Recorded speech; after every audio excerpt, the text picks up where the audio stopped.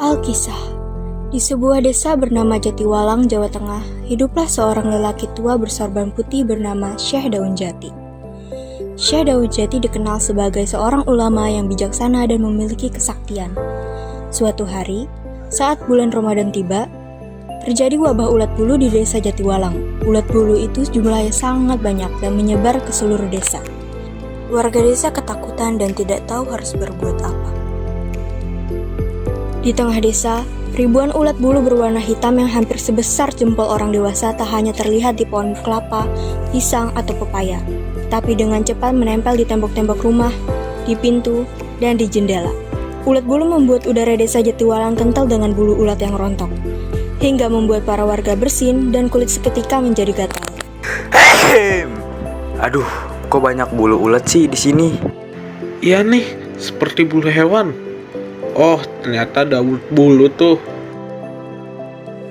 Pantesan, gatal sekali badanku. Oh, aku tadi bawa air garam dan minyak kelapa. Coba olesin ke tubuh kamu deh. Mereka pun mencoba menghilangkannya dengan melulurkan air garam atau minyak kelapa ke tubuh. Tapi rasa gatal yang makin perih membuat kulit tambah membengkak. Bahkan, rasa gatal itu terasa kiam mencakar ke dalam jantung, seolah jantung mereka sudah penuh ulat bulu.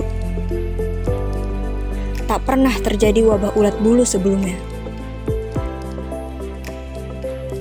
Sepertinya nggak pernah deh terjadi wabah ulat bulu ini sebelumnya.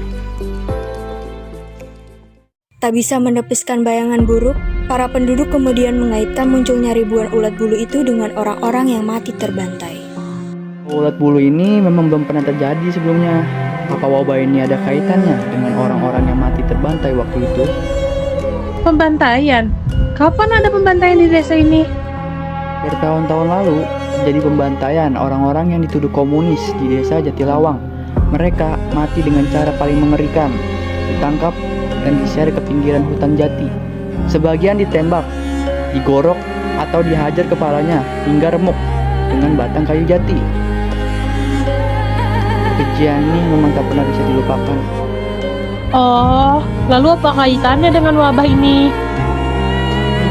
Orang dekat tentara yang menjadi algojo pembantaian di kampung Jatilawang ditemukan mati mengenaskan. Kulitnya penuh bintik hitam, bengkak, dan mata terbelalak. Dari kelopak matanya keluar puluhan ulat bulu hitam. Nah, betul tuh, beberapa orang juga ditemukan mati dengan kondisi yang sama sebelum meraung kesakitan berguling-guling di tandas sembari terus menggaruki seluruh badan, seakan ada ulat bulu merayap di bawah kulitnya. Ini adalah kutukan. Kata orang-orang sih ini seperti pekbrak. Orang yang diserang rasa gatalnya pada pagi hari dan mati pada malam hari. Semua pepohonan dengan cepat meranggas. Ribuan ulat bulu itu memakan seluruh daun yang ada. Orang-orang mengumpulkan belarak yang tersisa dan membakar ribuan ulat bulu itu dengan daun kelapa kering itu. Tapi ulat bulu itu tak mati. Begitu dibakar, ulat-ulat itu justru bertambah banyak.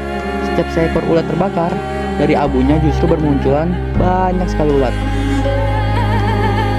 Di tanah kosong sebelah hutan jati, seluruh warga membuat janji untuk berkumpul dan membicarakan tentang wabah ulat bulu yang semakin hari semakin menyebar. Mereka dengan kekhawatiran mencoba untuk tenang agar masalah yang dihadapi cepat menemukan solusi yang tepat. Inilah yang dari kebencian, dan kebencian tak pernah bisa mati oleh api. Penduduk Jatiwalang hanya gemetar pasrah ketika menyaksikan kawanan ulat bulu itu semakin menggila jumlahnya. Ya Allah, ada apa dengan rumah ini? Kenapa banyak ular seperti ini? Orang-orang menatap tembok rumah mereka seolah terbuat dari lempung lembek dan berdenyut ketika ulat-ulat itu bergerak pelan. Gerombolan ulat menutupi seluruh jalanan kampung hingga penduduk melangkah dengan takut dan jijik karena pasti menginjak ulat-ulat itu. Ya Allah, kenapa ya ini? Ini semakin menakutkan, bahkan menjadi lebih mengerikan dari datangnya maut. Beberapa penduduk Jatiwalang yang sedang memasrahkan nasibnya dengan berdoa kepada Allah, tiba-tiba melihat ada bayangan seseorang berjalan seolah-olah melayang mengelilingi desa dengan menggunakan jubah putih yang sangat panjang. Lihatlah, siapakah yang tadi mencoba masuk ke hutan jati itu? Hah? Siapa?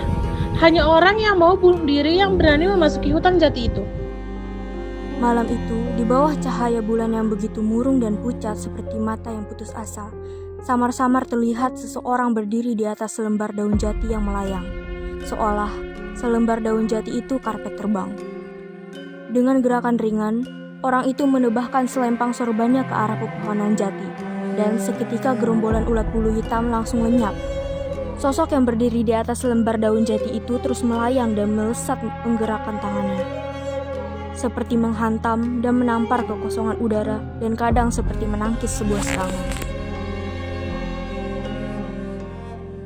Hutan jati telah bersih dari ulat bulu, tapi terasa ada yang tetap belum bisa dibersihkan. Pertempuran belum selesai. Ini bukan pertarungan yang bisa dilihat dengan mata. Orang bersorban itu masih berdiri di atas lembar daun jati yang mengapung tenang di udara, menetap ke satu pohon jati, di mana terlihat seekor ulat bulu menggelantung di ujung ranting. Keduanya diam saling pandang, nyaris berjam-jam tak bergerak. Sayup-sayup, orang-orang hanya mendengar percakapan antara keduanya, ulat bulu dan orang bersorban itu.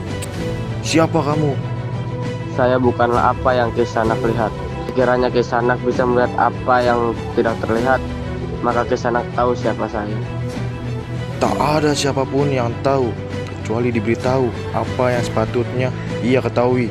Apa yang kau inginkan? Hanya mereka yang terikat dunia yang memiliki keinginan. Kalau begitu, hentikan kemarahanmu. Saya tak lagi memiliki kemarahan. Wabah ini hanya menyengsarakan semua orang. Apalah arti kesengsaraan bagi orang yang mengharapkan keadilan Kisanak? Mereka sendiri yang membuat wabah itu. Allah Maha Pengampun, maka mulialah orang yang memaafkan. Memaafkan bukan berarti meniadakan kesalahan. Keadilan hanya mungkin ada bila kesalahan tidak hanya dimaafkan. Kita tidak berhak menghakimi kesalahan orang. Sampaikan itu pada orang-orang yang melakukan pembantaian. Tapi tidak semua orang mesti menanggung kesalahan. Diam dan membiarkan terjadinya kejahatan adalah kejahatan orang-orang yang lemah iman. Tuhan tidak tidur. Saat ini, berilah kesempatan orang-orang yang berpuasa dengan tenang. Apakah mereka juga berpuasa dari kebencian? Lalu keheningan yang panjang dan bagai tiada akan pernah berakhir menaungi hutan jati itu. Ulat bulu masih menggelantung di ranting, sedangkan orang bersorban itu terus berdiri di atas lembar daun jati. Tak ada suara apapun yang terdengar. Percakapan keduanya seperti hanya terjadi dalam batin masing-masing. Ini memang bukan perkelahian raga, tapi pertempuran batin. Tak terlihat lagi ulat bulu itu, hanya ada kepompong yang tergelantung. Kemudian, perlahan kepompong itu merekah, dan keluar seekor kupu-kupu yang langsung terbang di bawah temaram cahaya bulan yang bagai tergetar oleh kepakan sayap kupu-kupu itu.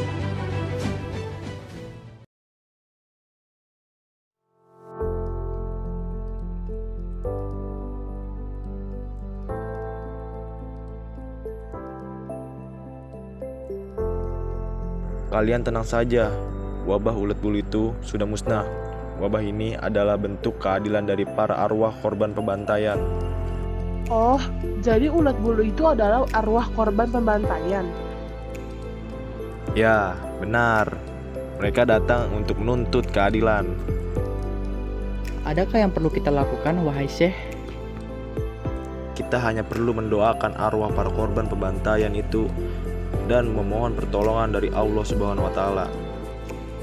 Warga desa pun setuju untuk mengikuti saran Syekh Daun Jati. Mereka mengadahkan tangan, memohon penuh ampun dengan wajah yang sangat khusyuk, dan mengaminkan setiap doa yang terlontar dari mulut Syekh Daun Jati. Ya Allah, kami memohon ampunan kepadamu atas dosa-dosa yang telah dilakukan oleh para leluhur kami. Kami juga memohon ampunan kepada para arwah korban pembantaian.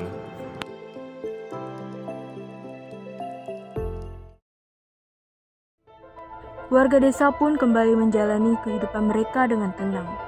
Mereka pun tidak pernah lupa untuk menghormati para arwah korban pembantaian. Orang-orang tak pernah tahu dengan pasti siapa gerangan orang bersorban itu. Mereka hanya menyebutnya sebagai Syekh Daun Jati. karena telah menolong mereka dari serangan balas dendam para arwah pembantaian. Demikianlah kisah dari Ulat Bulu dan Syekh Daun Jati. Drama ini mengajarkan bahwa keadilan harus ditegakkan, meskipun itu terjadi di masa lalu. Meminta maaf adalah salah satu cara untuk menebus kesalahan. Dan saling memaafkan, kita dapat menciptakan perdamaian dan ketenangan.